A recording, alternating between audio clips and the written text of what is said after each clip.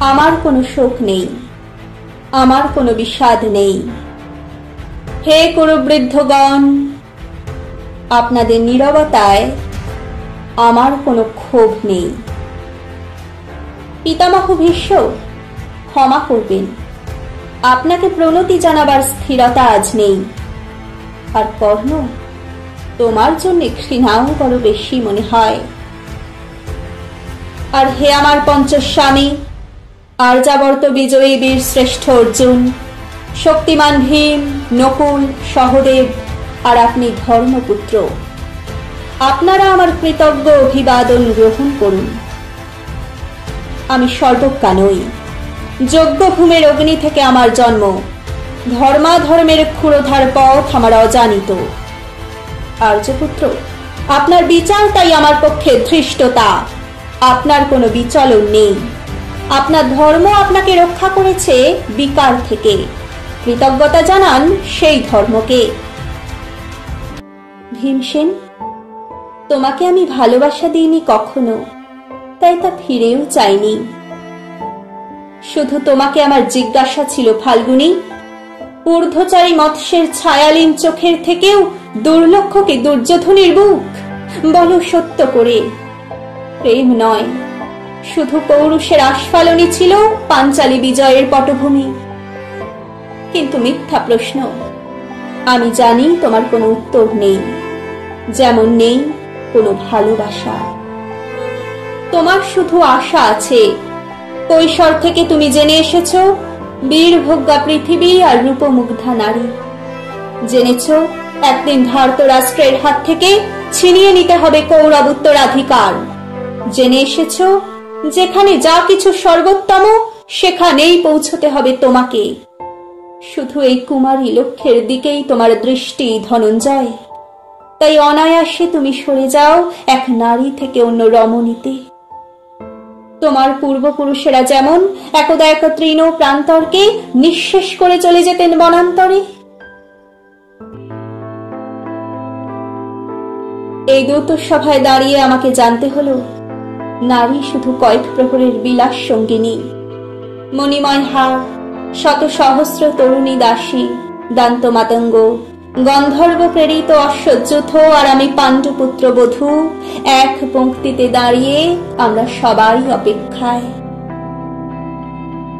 পিতৃগৃহে যেমন দেখেছিলাম আহিরিনীরা দূর গ্রাম থেকে নিয়ে আসে তাদের পসরা, আর তার উপর ঝুঁকে পড়ে লুব্ধ ক্রেতার দল, আমাদের ব্যবহার করার জন্য তেমনি উন্মুখ হয়ে আছে যারা আমার পতির আত্মীয়।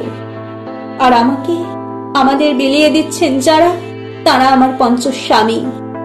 বিবাহের মঙ্গলসূত্র হাতে বেঁধে যারা একদিন আমার উপর নিয়ম সিদ্ধ করেছিলেন তাদের অধিকার। না, শুধু এই রত্নমণ্ডিত সভাগৃহেই নয়, আরো আগেই আমাকে জানতে হয়েছিল আমার কোনো বাসনা নেই, নেই কোনো নিজস্ব ইচ্ছা। অর্জুন, প্রথম দেখার মুহূর্তে আমার হৃদয় দিয়েছিলাম তোমাকে, অথচ আমার শরীরকে প্রথম আলিঙ্গন করলেন ওই মহাভাগ যার খ্যাতি ধর্মপুত্র বলে। ইন্দ্রপ্রস্থের সৌধ শিখরে যখন আছড়ে পড়ত নববর্ষার জলধারা, যখন আমার কামনা ছুটে চাইতো তোমাকে, আমার অনুৎসুক দেহকে তখন আকর্ষণ করত অন্য কেউ, যে আমার স্বামী। বসন্ত রজনীতে কিংসুকের প্রমত্ত উল্লাস মুহূর্তে তোমার ব্যাকুল বাহু টেনে নিত আমাকে নয়, অন্য কোনো যুবতীকে। বারে বারে আমাকে সন্তানবতী করেছে পুরুষ, কিন্তু তারা প্রত্যেককেই আমার আকাঙ্ক্ষিত নয়। কোনো প্রার্থনা নেই আমার। কুরুবৃদ্ধরা বিলাপ করুন, জ্যেষ্ঠ পাণ্ডব প্রহর গুনুন, কোন পুণ্যলগ্নে ধর্মরাজ্য নেমে আসবে মাটিতে। ভীম, অনুগ্রহ করে স্তব্ধ হও। নকুল, সহদেব, বিচ্যুত হইও না অগ্রজের প্রতি অটল বিশ্বাসে। আর অর্জুন, অন্তঃপুরে যাও, সেখানে তোমার জন্য স্নিগ্ধ শরীর সাজিয়ে রেখেছে তোমার কোনো প্রেয়সী। শোক নয়, লজ্জা নয়, এই রাজগৃহে দাঁড়িয়ে আমি জানলাম প্রেম নয়, শ্রদ্ধা নয়, অধিকার নয়, নারী শুধু প্রয়োজনের। জানলাম এখানে কোনো ভেদ নেই, ধর্মপ্রাণ যুধিষ্ঠির, শক্তিমান ভীম, প্রেমিক অর্জুন আর লোলুপ ধৃতরাষ্ট্র নন্দনদের মধ্যে। প্রতিকার চাইছি না, যা শুধু বিলাসের। সেই বস্ত্র ছিনিয়ে নেয় যদি কোনো দুঃশাসন, নিক, আমি কাঁদছি না। চারপাশে ভাসানের ডিঙায় পশুদের উদ্দাম নাচের ভঙ্গি আমি দেখছি না। চারপাশে ক্লীবদের অক্ষম বিলাপ আমি শুনছি না। ধনুর বাণ নেই, আমি ফিরিয়ে আনছি আমার জন্মের স্মৃতি, যজ্ঞের আগুন।